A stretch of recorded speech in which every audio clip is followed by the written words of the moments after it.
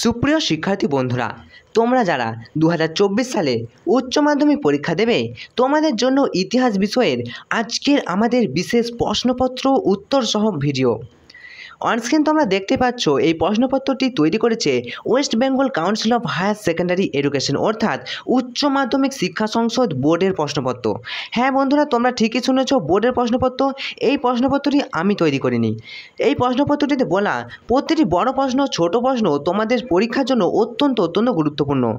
তাই তোমাদেরকে অনুরোধ করব ভিডিওটি শেষ পর্যন্ত দেখার। আর যেহেতু উত্তর সহ আলোচনা করছি, তাই এই ভিডিওতে তোমাদের সময় নষ্ট হচ্ছে না, উত্তর সহ আলোচনা করছি, তো সম্পূর্ণ ভিডিওটি দেখতে থাকো। আর এর আগে তোমাদেরকে জানিয়ে রাখি, অন্যান্য আর্টসের সাবজেক্টগুলি এবং সায়েন্সের সাবজেক্টেরও আমরা এইরকমই বোর্ডের প্রশ্নপত্র নিয়ে এসেছি। অলরেডি আমাদের ভিডিও চ্যানেলে আপলোড আছে, তোমরা সেখান থেকে দেখে নিতে পারো। তো চলো দেখে নিই আজকের আমাদের ইতিহাস বিষয়ের বিশেষ প্রশ্নপত্র। তো অনস্ক্রিন তোমরা দেখো, পার্ট বি তোমাদের 40 নম্বরের এমসিকিউ এসএকিউ মিলিয়ে 40 নম্বরের 1 নম্বরের প্রশ্নপত্র কিন্তু থাকবে। আর এই প্রশ্নগুলো তো যদি তোমরা প্র্যাকটিস করতে পারো, তাহলে তোমাদের কিন্তু 100% পরীক্ষায় গ্যারান্টি কমন আসবে। এই ইতিহাস বিষয়ের আলাদা একটা প্লেলিস্ট আমরা বানিয়ে দেবো, সেখান থেকে তোমরা পরপর ভিডিওগুলো দেখতে পাবে। তো চলো প্রথমেই শুরু করি। তো আজকের প্রথম প্রশ্ন দেখো, উত্তর সহ আলোচনা করছি। নারায়ণ সান্যালের লেখা স্মৃতিকথামূলক গ্রন্থটির নাম কি? উত্তর কি হবে?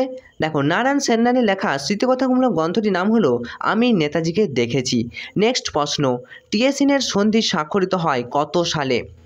খুবই গুরুত্বপূর্ণ একটা প্রশ্ন। অনস্ক্রিন তোমরা দেখতে পাচ্ছ, টিএসিনের সন্ধি স্বাক্ষরিত হয়, উত্তর হয়ে যাবে 1858 সালে, অর্থাৎ এরটা। তারপরে প্রশ্ন, ক স্তম্ভের সঙ্গে স্তম্ভে 1-এর সঙ্গে খ স্তম্ভ 2 মেলাও। অনস্ক্রিন তোমরা দেখতে পাচ্ছ, তোমাদের এরকম টাইপের প্রশ্ন কিন্তু এবছরেও আসতে চলেছে। তো দেখো, সাম্রাজ্যবাদ এখানে তোমাদের কোনটা হবে? সাম্রাজ্যবাদের সঙ্গে এখানে বিকল্প তোমাদের দেওয়া রয়েছে। অনস্ক্রিন তোমরা দেখতে পাচ্ছ, উত্তর হয়ে যাবে এ, অর্থাৎ 1-এর দাগের সি। সাম্রাজ্যবাদ হবে কার্ল মার্কস। 2-এর দাগের এ, অর্থাৎ ধনতন্ত্রের বৈজ্ঞানিক ব্যাখ্যা করেছিল লেনিন। 3-এর দাগের ডি, অর্থাৎ মার্কেন্টাইলবাদ এর প্রবর্তক হলেন অ্যাডাম স্মিথ, এবং যোগ্যতমের উদ্বর্তন তত্ত্ব এর প্রবর্তক হলেন চার্লস ডারউইন। তারপরে প্রশ্ন দেখো, on the origin of species গ্রন্থটির লেখককে? On the origin of species গ্রন্থটির লেখককে? উত্তর হবে চার্লস ডারউইন। পরের প্রশ্ন, ইনকো সভ্যতা ধ্বংস করেন কে? ইনকো সভ্যতা ধ্বংস করেন ফ্রান্সিস পিজারো। ইনকা সভ্যতা ধ্বংস করেন ফ্রান্সিস পিজারো। তার আগে বন্ধুরা তোমাদেরকে জানিয়ে রাখি, 2023 সালের আমাদের সাজেশন থেকে 100% গ্যারেন্টি কমন এসেছিল। তাই এই প্রশ্নপত্রগুলি তোমরা ভালোভাবে প্র্যাকটিস করতে থাকো, এবং পরীক্ষার ঠিক আগের মুহূর্তে আমরা বেশ কিছু প্রশ্নপত্র বলে দেব, সেখান থেকে তোমরা 100% কমন গ্যারেন্টি সাজেশন কিন্তু পেয়ে যাবে। তাই আমাদের চ্যানেলটা ফলো করে অবশ্যই রাখতে পারো। তারপরে প্রশ্ন, নিরপেক্ষ জাতিসমূহের প্রত্যাবাস কমিশন গঠিত হয় কবে? উত্তর হয়ে যাবে কোরিয়া যুদ্ধের পরে। কোরিয়া যুদ্ধের পরে নিরপেক্ষ জাতিসমূহের প্রত্যাবাস কমিশন গঠিত হয়। নেক্সট প্রশ্ন, সার্কের প্রধান কর্মকেন্দ্র কোথায়? খুবই ইম্পর্টেন্ট প্রশ্ন এটা। উত্তর হয়ে যাবে কাঠমান্ডু। নেপালের কাঠমান্ডুতে সার্কের প্রধান কর্মকেন্দ্র কিন্তু রয়েছে। তারপরে প্রশ্ন, পরমাণু গবেষণায় নেহেরুর প্রধান উপদেষ্টা কে ছিলেন? পরমাণু গবেষণায় নেহেরুর প্রধান উপদেষ্টা ছিলেন হোমি জাহাঙ্গীর ভাবা। ওকে, উত্তর হয়ে যাবে বি, হোমি জাহাঙ্গীর ভাবা। পরের প্রশ্ন, 9 নম্বর প্রশ্ন, স্বাধীন ইসরায়েল রাষ্ট্রের প্রধানমন্ত্রী কে ছিলেন? স্বাধীন ইসরায়েল রাষ্ট্রের প্রধানমন্ত্রী ছিলেন, উত্তর হয়ে যাবে ডেভিড বেন গুরিয়ন, অর্থাৎ ডি, ডেভিড বেন গুরিয়ন স্বাধীন ইসরায়েল রাষ্ট্রের প্রধানমন্ত্রী ছিলেন। পরের প্রশ্ন, ইয়াল্টা সম্মেলন কবে অনুষ্ঠিত হয়েছিল? খুবই গুরুত্বপূর্ণ একটা প্রশ্ন। 1945 সালে ইয়াল্টা সম্মেলন অনুষ্ঠিত হয়েছিল, মনে রাখবে। নেক্সট প্রশ্ন, ফুলটন বক্তৃতা বা ফাল্টন বক্তৃতা কে প্রদান করেন? উত্তর হয়ে যাবে চার্চিল। চার্চিলের ফুলটন বক্তৃতা। পরের প্রশ্ন, ইন্দোচীন কাদের উপনিবেশ ছিল? উত্তর হয়ে যাবে ইন্দোচীন কাদের উপনিবেশ ছিল? উত্তর হয়ে যাবে ফরাসি। ইন্দোচীন ফরাসিদের উপনিবেশ ছিল। পরের প্রশ্ন, স্তম্ভ 1-এর সঙ্গে স্তম্ভ 2 মেলাও। তো দেখো, প্রার্থনা সমাজের সাথে কোনটা হবে? প্রার্থনা সমাজ হবে 1867 খ্রিস্টাব্দ। প্রার্থনা সমাজ হয়েছিল 1867 খ্রিস্টাব্দ। আর্য সমাজ কবে হয়েছিল? আর্য সমাজ হয়েছিল 1875 খ্রিস্টাব্দে। আর্য সমাজ। সত্যাশোধক সমাজ, উত্তর হয়ে যাবে বি, অর্থাৎ 1870 খ্রিস্টাব্দ। এবং পুনা সার্বজনীন পুনা সার্বজনিক সমাজ, এটা হয়ে যাবে ডি, অর্থাৎ 1870 খ্রিস্টাব্দ। আর্য সমাজ হয়ে যাবে 1873, সরি। তো দেখে নাও, এটা তোমরা একবার স্ক্রিনশট নিয়ে নিতে পারো এবং উত্তরগুলো দেখে নাও। উত্তর হবে ডি এরটি উত্তর হবে। ওকে, তারপরে প্রশ্ন, বক্সারের যুদ্ধে ইংরেজ সেনাপতি কে ছিলেন? মোস্ট ইম্পর্টেন্ট, বক্সারের যুদ্ধে ইংরেজ সেনাপতি ছিলেন মেজর অ্যাডামস। নেক্সট প্রশ্ন, পানিপথের তৃতীয় যুদ্ধ কবে সংঘটিত হয়? খুবই গুরুত্বপূর্ণ, 1761, মনে রাখবে পানিপথের তৃতীয় যুদ্ধ সংঘটিত হয়েছিল 1761। প্রথম বাংলা সংবাদপত্রের নাম কি? মোস্ট ইম্পর্টেন্ট, এটা অত্যন্ত গুরুত্বপূর্ণ। দেখো এখানে বলা প্রতিটি বড় প্রশ্ন ছোট প্রশ্ন কিন্তু খুবই গুরুত্বপূর্ণ। প্রথম বাংলা সংবাদপত্রের নাম কি? উত্তর হয়ে যাবে সমাচার দর্পণ হলো প্রথম বাংলা সংবাদপত্র। নেক্সট প্রশ্ন, রাজা মন্দিরের সমাজ সংস্কার সমিতি কে প্রতিষ্ঠা করে? উত্তর হয়ে যাবে বীর সালিঙ্গম রাজা মন্দির সমাজ সংস্কার প্রতিষ্ঠা করে। নেক্সট প্রশ্ন, চীনের চৌঠা মে আন্দোলনের ভিত্তিতে জিওগুও স্লোগানের অর্থ কী ছিল? উত্তর হবে বিদেশিরা দূর হটো। নেক্সট প্রশ্ন, ভারতে প্রথম রেলপথ কে প্রতিষ্ঠা করে? কোথায় প্রতিষ্ঠিত হয় ভারতের প্রথম রেলপথ? খুবই গুরুত্বপূর্ণ প্রশ্ন, উত্তর হয়ে যাবে মহারাষ্ট্রে প্রথম ভারতের রেলপথ কিন্তু প্রতিষ্ঠিত হয়। নেক্সট প্রশ্ন, ইন্দোনেশিয়া কোন ইউরোপীয় শক্তির উপনিবেশ ছিল? উত্তর হবে ইন্দোনেশিয়া হল্যান্ড এর ইউরোপীয় শক্তির উপনিবেশ ছিল। তারপরে প্রশ্ন দেখো, পর্তুগিজরা ব্ল্যাক গোল্ড কাকে বলতো? খুবই ইম্পর্টেন্ট, পর্তুগিজরা ব্ল্যাক গোল্ড বলতো গোলমরিচকে। পরের প্রশ্ন, মাই লাই ঘটনাটি ঘটে কোথায়? মাই লাই ঘটনাটি ঘটে ভিয়েতনামে। নেক্সট প্রশ্ন, নৌবিদ্রোহীরা তলোয়ার জাহাজের নাম পাল্টে নতুন নাম দেন, কি নতুন নাম দেন? উত্তর হয়ে যাবে ইন্ডিয়ান ন্যাশনাল নেভি, অর্থাৎ ডি। নৌবিদ্রোহীরা তলোয়ার জাহাজের নাম পাল্টে নাম দেন ইন্ডিয়ান ন্যাশনাল নেভি। পরের প্রশ্ন, ড্যাশ গ্রন্থটির লেখক হলেন আর্থার মারউইক। কোন গ্রন্থটির লেখক আর্থার মারউইক? উত্তর হয়ে যাবে দ্য ন্যাচার অফ হিস্ট্রি, এই গ্রন্থটির লেখক হলেন Arthur Marwijk. The nature of history. পরের প্রশ্ন দেখো, নিম্নলিখিত প্রশ্নগুলি সংক্ষেপে উত্তর দাও। অনস্ক্রিন তোমরা দেখতে পাচ্ছ 16 নম্বরে তোমাদের এসিকিউ টাইপ, অর্থাৎ শর্ট অ্যান্সার কোশ্চেন টাইপের প্রশ্ন কিন্তু আসবে। তো দেখো বাঁধারে তোমরা অনস্ক্রিন লক্ষ্য করবে, বাঁধারে তোমাদের উত্তরগুলো কিন্তু দেওয়া রয়েছে। উত্তরগুলো আমি একে একে বলে দিচ্ছি, ভালো করে দেখো। নিম্নলিখিত প্রশ্নগুলি উত্তর দাও, 16টি প্রশ্ন তোমাদেরকে করতে হবে। সিটিবিটি এর পুরো নাম কি? সিটিবিটি এর পুরো নাম হবে কম্প্রিহেনসিভ টেস্ট ব্যান ট্রিটি, অর্থাৎ পারমাণবিক নিষিদ্ধকরণ চুক্তি, সিটিবিটি। ওকে, এর পরের প্রশ্ন, মন্ত্রী মিশনের 3 জন সদস্যের নাম করো।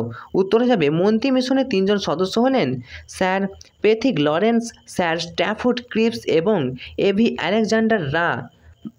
আলেকজান্ডার, এরা কিন্তু মন্ত্রী সদস্য ছিলেন। ওকে, আরেকবার দেখে নাও, অনস্ক্রিন তোমরা দেখতেই পাচ্ছ Sir Pethick Lawrence, Sir Stafford Cripps এবং কি বলেছে এভি আলেকজান্ডার,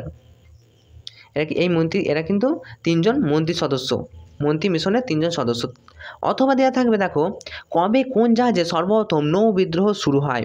উত্তর হয়ে যাবে 1946 খ্রিস্টাব্দে ফেব্রুয়ারি মাসে তলোয়ার নামক জাহাজে নৌ বিদ্রোহ শুরু হয়। তারপরে প্রশ্ন, কে কোন ঘটনার প্রতিবাদে ইংরেজদের দেওয়া নাইট উপাধি ত্যাগ করেন? উত্তর হয়ে যাবে বিশ্বকবি রবীন্দ্রনাথ ঠাকুর জালিয়ানওয়ালাবাগের হত্যাকাণ্ডের প্রতিবাদে কবে নাইট উপাধি ত্যাগ করেন? ওকে, তাহলে কে কোন ঘটনার প্রতিবাদে ইংরেজদের দেওয়া নাইট উপাধি ত্যাগ করেন? উত্তর হবে বিশ্বকবি রবীন্দ্রনাথ ঠাকুর। কিসের জন্য?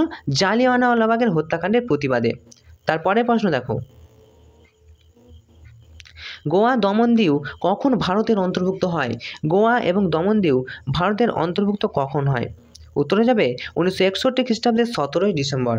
1961 খ্রিস্টাব্দের 17ই ডিসেম্বর গোয়া দমনদিউ ভারতের অন্তর্ভুক্ত হয়। নেক্সট প্রশ্ন, কে কবে ভারতের প্রথম গভর্নর জেনারেল নিযুক্ত হয়?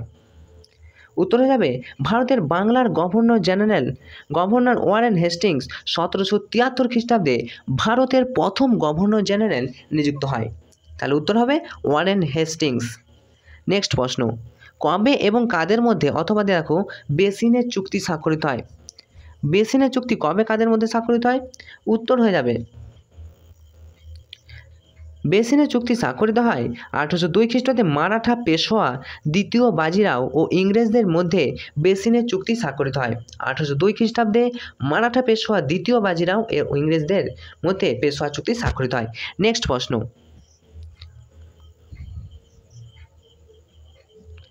5 নম্বর প্রশ্ন দেখো, কবে কার উদ্যোগে বারাণসীতে সংস্কৃত কলেজ প্রতিষ্ঠিত হয়?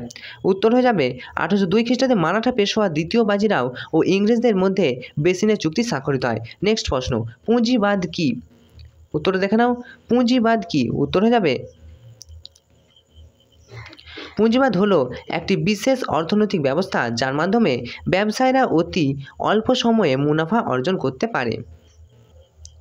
নেক্সট প্রশ্ন দেখো, আচ্ছা আমরা এখানে একটা স্কিপ করেছি প্রশ্ন মনে হচ্ছে। দেখো, কবে কার উদ্যোগে বারাণসীতে সংস্কৃত কলেজ প্রতিষ্ঠিত হয়?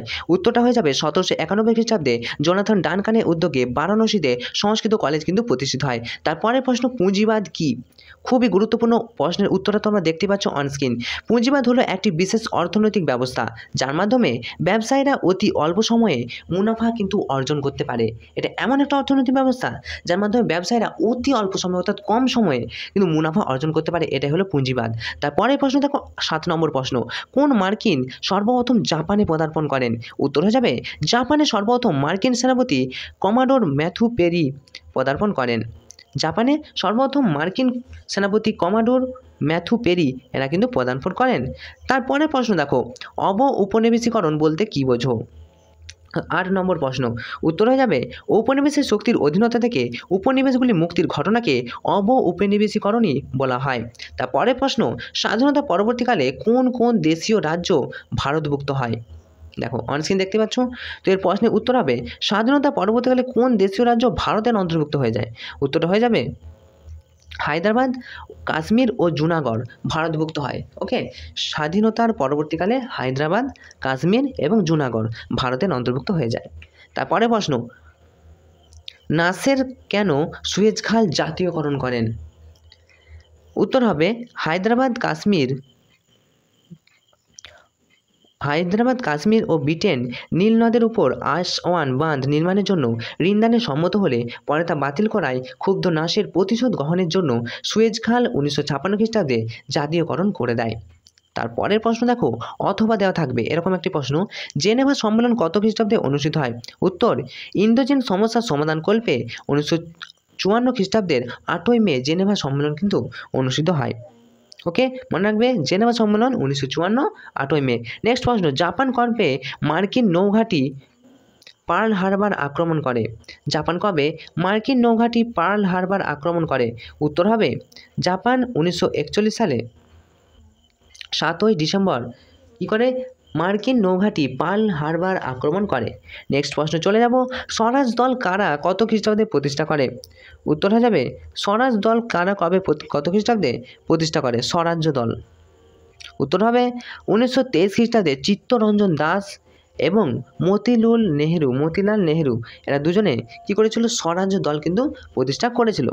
অথবা দেখো, গান্ধী আরউইন চুক্তি কবে স্বাক্ষরিত? মোস্ট ইম্পর্টেন্ট প্রশ্ন, গান্ধী আরউইন চুক্তি কবে স্বাক্ষরিত হয়? উত্তর হবে 1931 খ্রিস্টাব্দে 5ই মার্চ গান্ধী আরউইন চুক্তি স্বাক্ষরিত হয়।